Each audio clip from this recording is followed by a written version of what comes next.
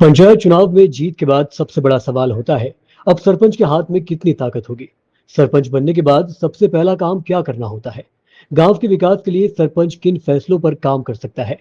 उप सरपंच का चुनाव आखिर होता कैसे है, और अगर सरपंच के खिलाफ शिकायत हो या पंचायत के सदस्य उनका विरोध करें तो क्या सरपंच को पद से हटाया जा सकता है।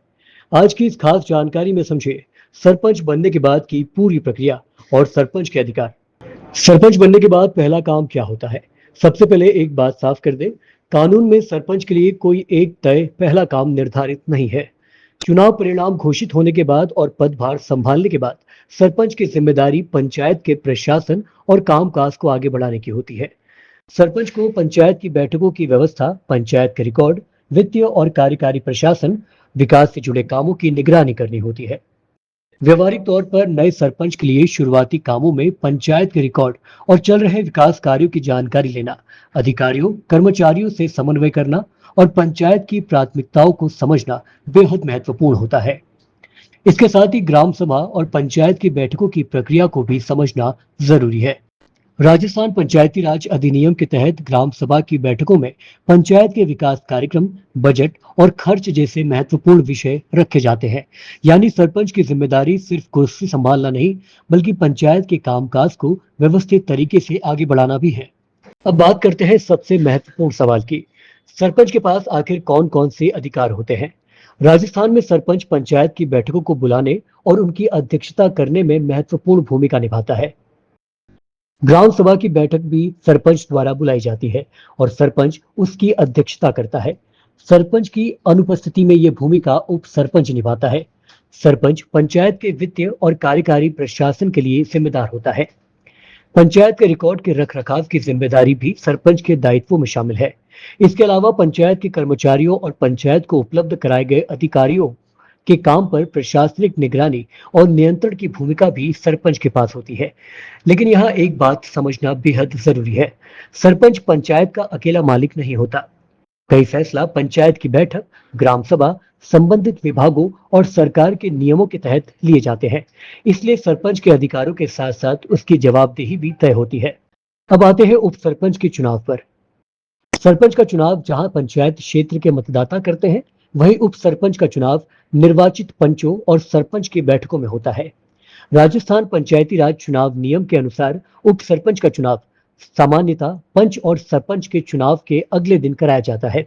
हालांकि निर्धारित कारणों से रिटर्निंग ऑफिसर बाद की तारीख भी तय कर सकता है। इस बैठक में किसी पंच के नाम को उप सरपंच पद के लिए प्रस्तावित किया जा सकता है। नियमों के मुताबिक प्रस्तावित उम्मीदवार की सहमति भी आवश्यक प्रक्रिया का हिस्सा है। अगर एक से ज्यादा उम्मीदवार मैदान में है तो निर्धारित चुनाव प्रक्रिया के अनुसार फैसला होता है। यानी उप सरपंच को गांव की जनता सीधे वोट देकर नहीं चुनती, बल्कि पंचायत के निर्वाचित प्रतिनिधियों की प्रक्रिया से उसका चुनाव होता है। उप सरपंच सिर्फ नाम का पद नहीं है। राजस्थान पंचायती राज व्यवस्था के अनुसार सरपंच अपने कुछ अधिकार और जिम्मेदारियां नियमों के अधीन लिखित आदेश के जरिए उप सरपंच को सौंप सकता है। और अगर सरपंच का पद खाली हो या सरपंच किसी कारण से अनुपस्थित हो तो उप सरपंच सरपंच की शक्तियां, कार्यों और कर्तव्यों का निर्वहन कर सकता है। यानी पंचायत के कामकाज में उप सरपंच की भूमिका काफी महत्वपूर्ण हो सकती है। और अब सबसे बड़ा सवाल, क्या सरपंच को उसके कार्यकाल के बीच में हटाया जा सकता है। जवाब है हाँ, बिल्कुल। लेकिन इसके लिए कानूनी प्रक्रिया है। राजस्थान पंचायती राज अधिनियम की धारा 38 के तहत राज्य सरकार किसी सदस्य, जिसमें सरपंच भी शामिल हो, को पद से हटा सकती है। अगर वह काम करने से इनकार करता है या काम करने में असमर्थ हो जाता है अथवा कर्तव्यों के निर्वहन में मिसकंडक्ट या डिस्ग्रेसफुल कंडक्ट का दोषी पाया जाता है। लेकिन कार्रवाई से पहले संबंधित व्यक्ति को अपना पक्ष रखने का अवसर और आवश्यक जांच की प्रक्रिया दी जाती है। यानी सिर्फ किसी व्यक्ति की शिकायत कर देने से सरपंच अपने पद से नहीं हटा जा सकता। अविश्वास प्रस्ताव से भी क्या सरपंच हट सकता है, ये एक और मुख्य सवाल है। इसके अलावा पंचायत में नो कॉन्फिडेंस मोशन यानी कि अविश्वास प्रस्ताव की भी कानूनी व्यवस्था है। राजस्थान पंचायत राज अधिनियम की धारा 37 के तहत सरपंच या उप सरपंच के खिलाफ अविश्वास प्रस्ताव लाने की प्रक्रिया निर्धारित है। इसके लिए पंचायत के सीधे निर्वाचित सदस्यों में से कम 1/3 सदस्यों के हस्ताक्षर वाला लिखित नोटिस सक्षम प्राधिकारी को दिया जाता है।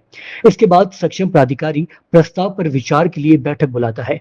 यानी सरपंच के खिलाफ सिर्फ राजनीतिक विरोध होना और अविश्वास प्रस्ताव पास होना दो अलग अलग बातें हैं। इसके लिए कानून में तय प्रक्रिया और मतदान का पालन करना आवश्यक होता है। सरपंच के खिलाफ कार्रवाई का मतलब क्या है?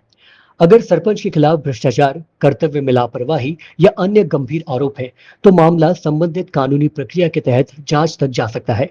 धारा 38 के तहत राज्य सरकार कुछ परिस्थितियों में सरपंच को निलंबित भी कर सकती है, जैसे उसके खिलाफ निर्धारित जांच शुरू हो चुकी हो या कुछ मामलों में आपराधिक कार्रवाई लंबित हो।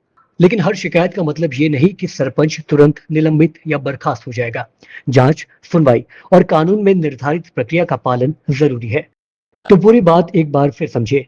पहली बात, सरपंच बनने के बाद कोई एक तय पहला काम कानून में निर्धारित नहीं है। कार्यभार संभालने के बाद पंचायत के प्रशासन, रिकॉर्ड बैठकों और विकास कार्यों की जिम्मेदारी शुरू होती है। दूसरी बात, सरपंच पंचायत और ग्राम सभा की बैठकों में महत्वपूर्ण भूमिका निभाता है और पंचायत के वित्तीय एवं कार्यकारी प्रशासन की जिम्मेदारी भी संभालता है। तीसरी बात, उप सरपंच का चुनाव जनता सीधे नहीं करती। निर्वाचित पंचों और सरपंच की प्रक्रिया में उप सरपंच चुना जाता है। चौथी बात, सरपंच की अनुपस्थिति में उप सरपंच कई जिम्मेदारियां संभाल सकता है। और पांचवी बात, सरपंच को हटाने के लिए अविश्वास प्रस्ताव या कानून के तहत राज्य सरकार की कार्रवाई जैसी निर्धारित प्रक्रियाएं मौजूद हैं। यानी सरपंच बनना सिर्फ चुनाव जीतने का नाम नहीं है, इसके साथ आती है जिम्मेदारी, अधिकार और जवाबदेही। पंचायत चुनाव 2026 से जुड़ी ऐसी ही आसान और काम की जानकारी के लिए जुड़े रहिए पंजाब केसरी राजस्थान के साथ।